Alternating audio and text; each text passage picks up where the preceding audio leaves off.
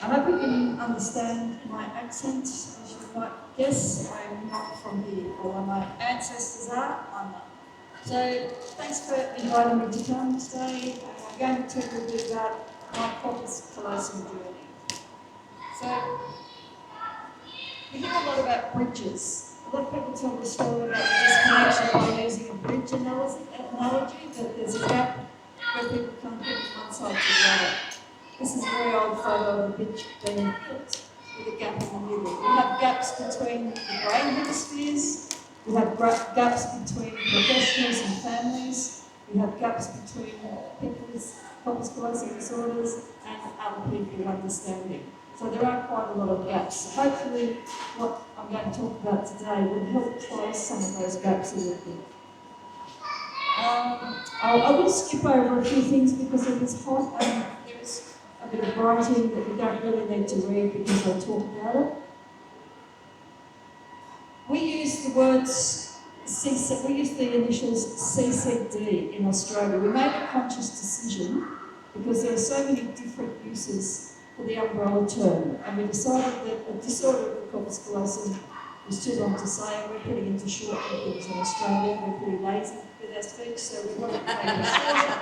So we decided on Corpus Callosum disorders, and also because when you write in plurals, if you have disorders of the Corpus Callosum, you've got to put, I don't know where to put the S at the end. And if you have Corpus Callosum disorders, CCD stands also for Corpus Callosum disorder. And in the research that our Professor Linda Richards, who's been stolen by America, but she's our professor from Australia, she calls most of her things now Corpus Callosum Dysgenesis as the umbrella term, because dysgenesis is just saying that it's not formed typically. So we're gradually morphing into using Corpus Callosum Dysgenesis, but at the moment we're still at Corpus Callosum disorders. So I'll probably refer to ACC, DCC, CCD. I think this crowd knows what I mean. So, and the other thing I've spent the last 6 years totally immersed in is SWB, and that stands for subjective well-being. So it's a kind of quality of life, but it's a part where you don't measure it by, I can't measure Rhonda's quality of life, I can't tell you what her quality of life is. The only person who can tell you about her subjective well-being is Rhonda. And that's what a lot of my work is about. So, a short history of my world. I was born in Australia, I've always lived in Australia. I grew up with a typical English Enid Blyton childhood and read famous 5 books, read Mallory Towers books, went to boarding school to have midnight feasts, followed people around town in disguises to catch all the smugglers and things that didn't exist, but that was my childhood. And then I ended up doing teacher training. I spent 30 years teaching in mainly small schools with multiple grades out in the bush, where we pretty much did what we liked, and it worked because it was me and the kids. I was a difficult child, apparently. I was labelled as a difficult child, that was my label, but I think I was just curious, and sometimes people were a little bit intimidated by that curiosity. So I'm probably still a difficult child, but it also makes me go to the lengths I go to try to help things work out or to uncover things.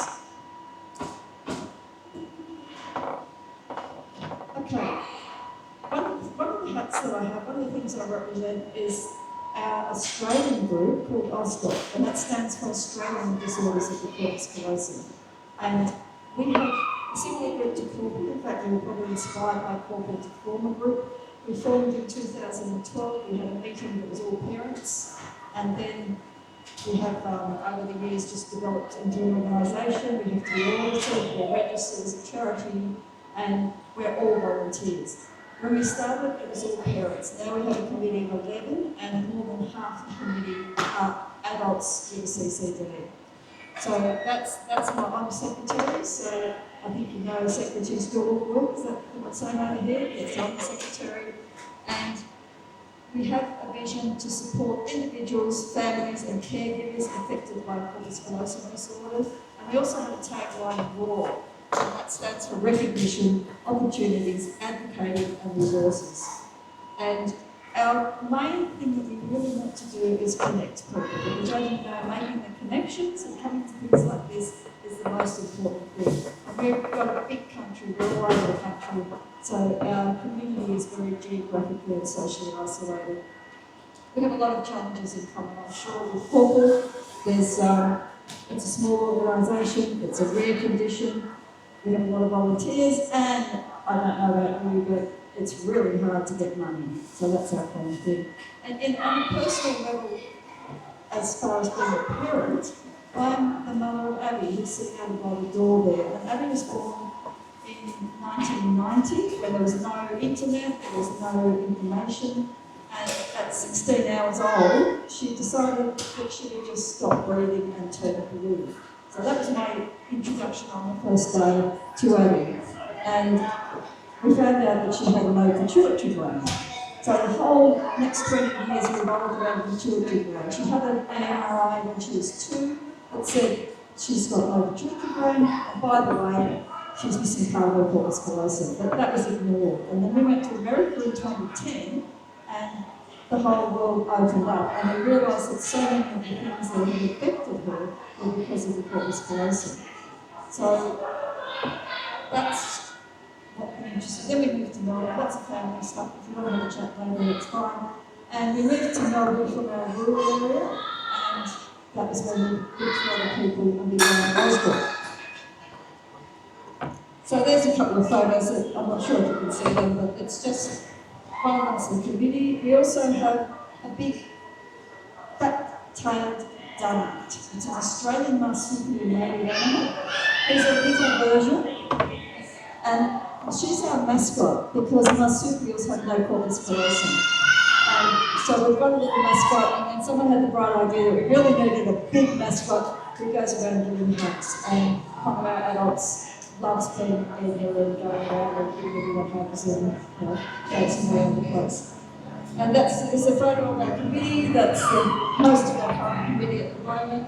And that's one of our conferences we were gathering in Melbourne a couple of years ago. And then that's a conference where we just had a group of adults together. So they're all pretty much, apart from a few women, they're pretty much all adults with corpus callosum disorder.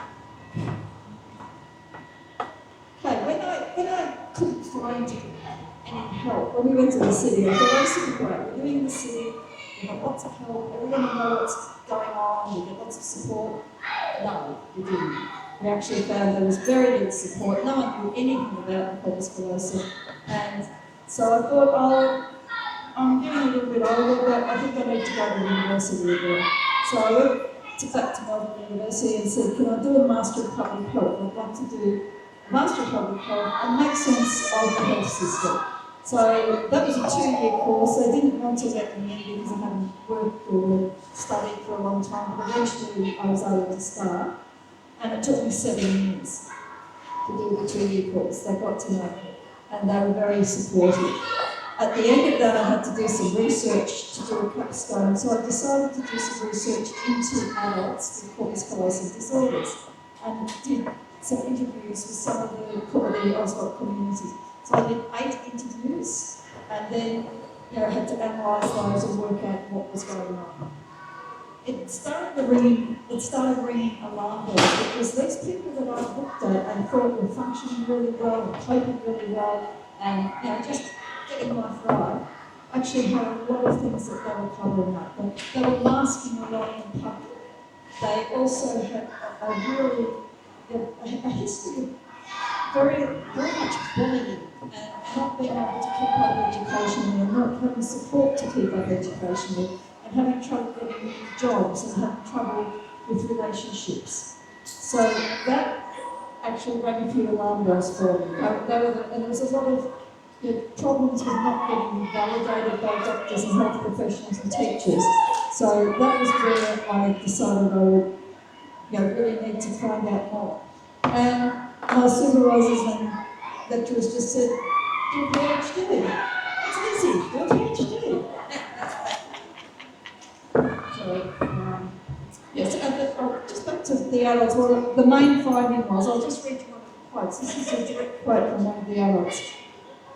They were struggling to, this is the quote, this is me telling you. They were struggling to exercise control and fit into a world where they were expected to know how to function effectively, but they didn't always have the skills or the supports to do so. And this is a quote from one of the adults. I'm having a hard time being an adult. It's the ACC, 100%. I really wish there was someone who could maybe help me with that, maybe guide me or give me a tip or advice on how to do it. I'm feeling really sick about it. I feel like I have to do it because I'm the adult of the household. But I feel like I want to cry sometimes and go, no, I just want someone else to do it. It's not my thing. So this is what was coming through to me that I hadn't realised. A lot of them spoke about the isolation and having a rare condition that no one understood, and they still tried to maintain their daily life, but they couldn't always access what they wanted. So another quote from one of the other participants, it's not all sunshine and bubbles. Because we're spread all over Australia, we only get together, say, once every 2 years or so. Because of COVID and other stuff, it's been like 4 years, so yeah, we need more time just for us. But even though a lot of you have probably got children, that will pass in the blink of an eye, and all of them will turn into adults. That's a guarantee that they will turn into adults. So it may not appear very well, but maybe in the future you will have found out a lot more about it, and your kids won't have the same issues and have to keep writing about it. So we thought, to go forward, we need to have more opportunities for in-person activities, and people need to be heard and understood by professionals and policymakers in the wider community. So moving on, I won't worry about it, we're running off as quickly as otherwise, but we want to close the knowledge gap basically and get people to understand.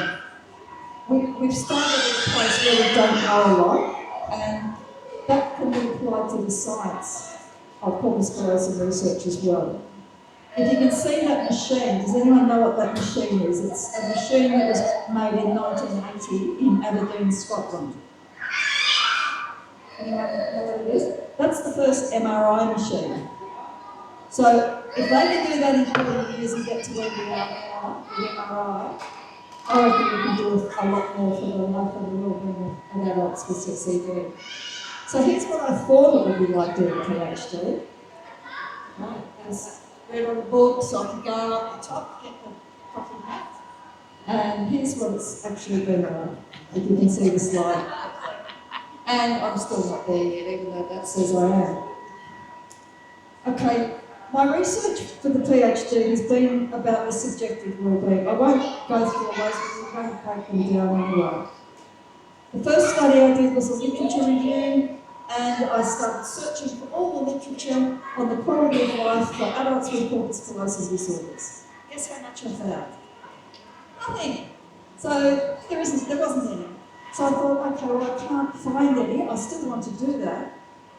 And I decided I would look for what the impacts were. So the impacts that I chose specifically, I didn't go through the physical ones so much, but I looked at the cognitive impacts and the psychological impacts.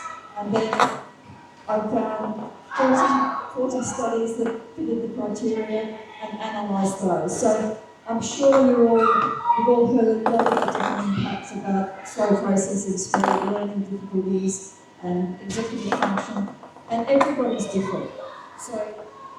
And everybody has a lot of different challenges because there is this word, heterogeneous. I'm not sure if you've come across it, one of my favourite words. It describes corpus callosum disorders perfectly. They present differently. There may be different parts of the brain affected, they may be caused by genetics and all different genes, or they may be caused by outside influences, but then not only do they have a lot of different ways of being presented, then they cause all these different things that we have, and have associated things like there might be some things like autism or epilepsy or lots of things. And also, not everybody has all the things. So it's really difficult to say, well, this is what ACC or this is what Corpus Callosum does. because it's different for most people. So that's heterogeneous. They have the same diagnosis as whole group of people, but they have different impacts. The next study was to get a benchmark, because I wanted to see the subjective well-being is another word for subjective well-being is happiness or personal well-being. So it's generally how contented has, what's their satisfaction like with life. So first thing I did was do a quantitative survey and had to do statistical analysis, and that was a little bit tricky because it's not my forte, but we did that. We compared it with a 20-year study in Australia where a survey is done every year to measure the PWI in Australia. And generally, the PWI around for most communities is pretty positive. It's around 75% response, so 75 out of 100. And people get challenged, and sometimes their happiness goes up, sometimes it goes down, but it usually comes back to a point. It's like blood pressure or temperature. You have a point, a set point in the body, and things can cause it to go up or down, but it goes back to the same level. So the benchmark said that the group of people, and there were 68 responses, only 53 were eligible. The group of people that answered, there were some alarm bells ringing. There were significant things that were causing problems. So the areas of concern, there were 7 different areas in subjective wellbeing, and then also measure whole of life.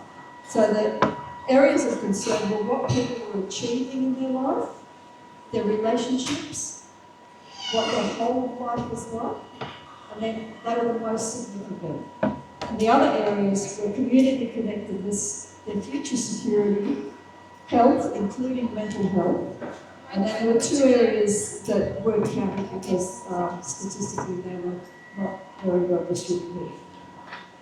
So there's a graph there for people who like graphs, but you probably can't see that very well. I can distribute these slides for you. So the greatest difference in reductions between adults with AusDoCC and the rest of the population, the most significant difference was 17.5 percentage points, where the adults with CCD were that far below the rest of the population in personal relationships. So personal relationships where the adults answering the questions themselves felt that they had the biggest issues. This is not someone, their mum or their doctor or someone else saying that. This is the adults themselves doing an anonymous survey online answering the questions, and that was the statistical analysis that came out of that. So having that reduced personal wellbeing constantly, not all of them were low. Some of them weren't. There were plenty that are doing well and succeeding, but there was about 4% of Australia usually will score in that low portion. And in our group, 1 in 4 scored in that low sector. So that puts them at risk of mental health issues, psychological issues, and depression. This is another quote just about the difficulty of having a hidden disability, where people sometimes think you're okay, but you're not. I find it extremely hard to connect to people. I find it hard to make and keep friendships and relationships. I have many issues and challenges, but people think I'm okay because they can't see anything wrong. So that's the part where having a hidden disability can often have people respond the wrong way. The next study was individual interviews. So I thought I need to get with people and do some more interviews and find out about their own lived experience of education and employment and their life in general and all the things that have happened. So they were meant to be about an hour. There were 15 interviews. There was a lot of different, there were adults with different presentations of Corpus Callosum disorder. They were all over Australia. Some lived in the city, some lived in the country, male, female. So there was a good representation. And I think altogether, most of them went much longer than an hour because they were saying things to me like, I'm so glad I can tell you this. I've never told anyone this before. There's a lot of that coming out from them as well. And a lot of them had horrific bullying and abuse that they'd never been able to sort of do anything about, or they were pushed to the back of the class in education and told that they'd never learned anything. And some of them had only found out they had the Corpus Callosum disorder as adults. So they had all these unexplained things that suddenly made more sense. And it's not an excuse, but they said it was a good reason, because a lot of people said that they don't use that as an excuse, you got this far, but they said it's not an excuse, it's a reason. Then, after that, we decided that we needed to get, that was individual people, then we decided we needed to get everybody together in a way that was run by the adults themselves, not by me I did the work, but they did the organising and the talking. And I came across a thing called the World Cafe. I'm not sure if you know about World Cafe, but it was something that started in America out of the need because they wanted to do something outside with focus groups, and it was pouring with rain. So the person hosting it ran around the house, got all the little tables she could, and put flowers and picnic paper and 3 or 4 to a table, and they talked there. And everybody didn't want to stop talking. They didn't want to finish. They wanted to keep talking because they were in little groups and they were answering questions in their groups. And then they wrote a book about it. They just Jenny Brown wrote a book that spells out how you go about it. And it's got 7 principles that make it work. And it does work. And we held one with about 23 adults. And what they did was we had 4 main questions. They had about half an hour to talk about the questions, and then they get up and have a little break, and then they can move to different tables. The whole idea is to mix everyone up. But they ran it. Some people modify it, and they had note takers at the table and things like that. We didn't have that. We just had the adults themselves running the whole thing. And the other thing we had was an artist who was going around doing pictures of what people were talking about and getting some key points that way. And that's a very important thing too, because it gives you snapshots of some of the things. On the table, we put the tablecloths and textures. They wrote up the tablecloths. A lot of the information we got was on those tablecloths. And then at the end, we got people to stand up and just give a really short, one-sentence summary of the most important thing that they found that day. And they were really willing to. And I took it home and analysed it and worked out what the main themes were from the day. So the design principles, the 7 principles, the photo that you can see there, I haven't got any photos of the actual one that was the research because of privacy, but we also ran another one for an AusDoCC conference, and these photos we've got consent to use, and they are from the AusDoCC conference. But it's very similar, same place, and same name, and a few different people. But this was one with adults and teenagers, so that we could get a bit of a connection about what difficulties they might have and some of the transition issues. So that's, everyone contributes in a hospitable space. So it's set up like a cafe, and when we had a break, we had food, and we had little cakes that had brain decorations on them. And my supervisors were there watching and just observing, but their job was to make everybody cups of tea and coffee. So they were the waiters, because that's part of it as well. We were sort of making it like a cafe. So they were going around getting the orders from everyone. They couldn't believe, they said to me, because everyone was talking, they were happy, they were engaged. And if you put them in other situations, they often wouldn't say a word for hours. And my supervisor said to me, "Are you sure these people have communication with everybody?" No, I can't see that. They are talking, they're happy, they're engaging, and even the people who feel quite severe intellectual disabilities were part of it. So when that group gets together, they are unstoppable. They're just unbelievable. They're a fabulous group of people, and they've got the ability of license to do their own thing. They're fantastic. So that's just a few photos of the tablecloths and the artist. Okay, there were 5 themes that came out of that. These are from the adults. This is what came from the tables. The first one, we are the same but different. So they picked up on that, they wanted us to know that. The second one, we feel unheard and misunderstood. And I think that's something that's been there for a long time, but they were able to voice it as one theme. And the next one was, the professionals don't know who we are or what we need. Now, over the years of doing the research, I've always gone a little bit soft on the professionals, but they wanted that said. They wanted that, they wanted people to be aware that they think the professionals, not that the professionals are bad, they just don't know who they are or what they need. So maybe they need to be better training, or maybe they need to read the research, or maybe they need to listen to people thought they won't listen to. That was an important one. And coming together has made us stronger. So that unity, the strength of unity was really important. And the last one, the World Cafe gave us a safe place to have our say. Okay, it's not all doom and gloom. Part of the spin-off from that was when we had a conference, we offered the adults the opportunity in their, they run a separate program. There's quite a few of them. I think last time we were about 40.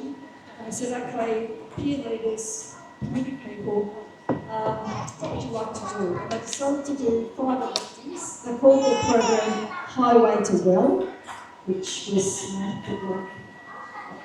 someone like that. And they had 5 different groups going, and it was all about communication. So one group was making pancakes, but while they were making pancakes, they were talking. Another group was doing artwork, and they were talking. Another group was doing photos, where they were taking photos and talking about what they meant.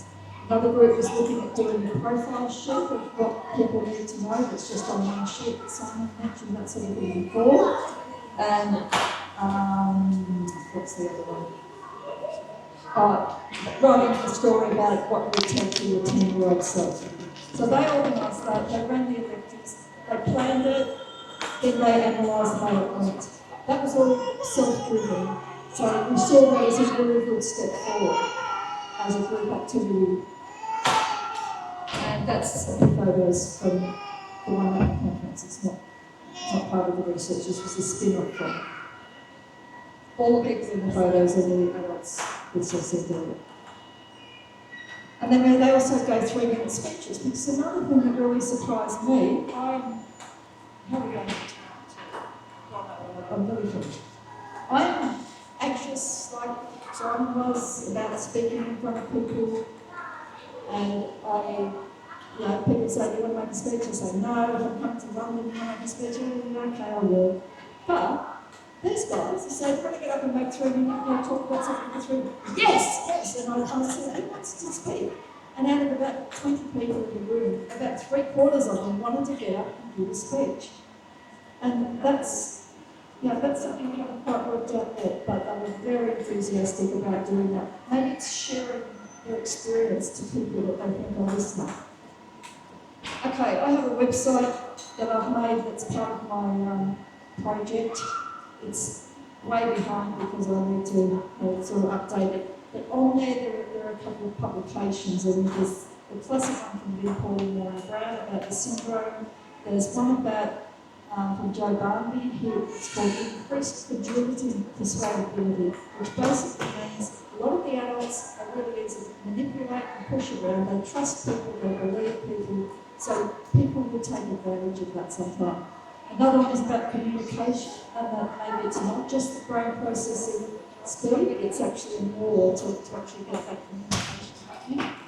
And I even made a step back. QR code, which I thought I was very clever doing last night. That bridge that you saw at the start, it did get finished. That's the Sydney Harbour Bridge. That's become iconic around the world. And I had a little video, it's only a couple of minutes, have you got time for that? Or, this is what a World Cafe looks like in action. So it's the one that was held at the conference. If it works. Needs to have a play button, I can't see them. Okay.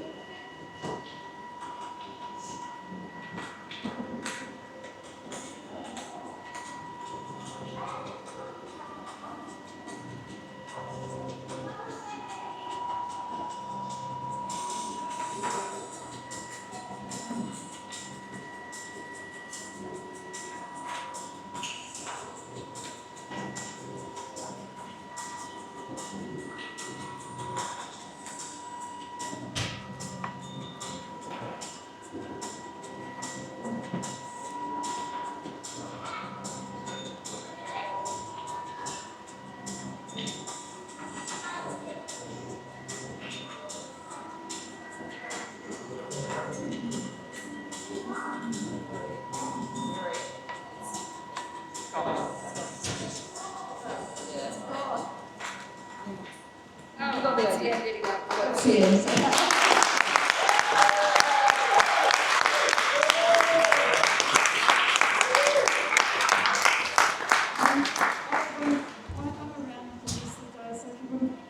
Questions or come and talk, I'm sure everyone's to get up and have something to eat, but yeah, feel free to ask me anything you'd like to know. Thanks for having me. Thank you so much. That was a really informative talk. So I'm regretting my choices of doing that. It was a really informative talk, and you will be around for all day, so you want to catch up. Our next step is lunch, which has been brought out over there. Have some, so it's quite a simple lunch, but take some, walk around, meet people, go outside, have a look around the castle, don't take any food on there please, and no food in the small child play area. But just take this time to mingle,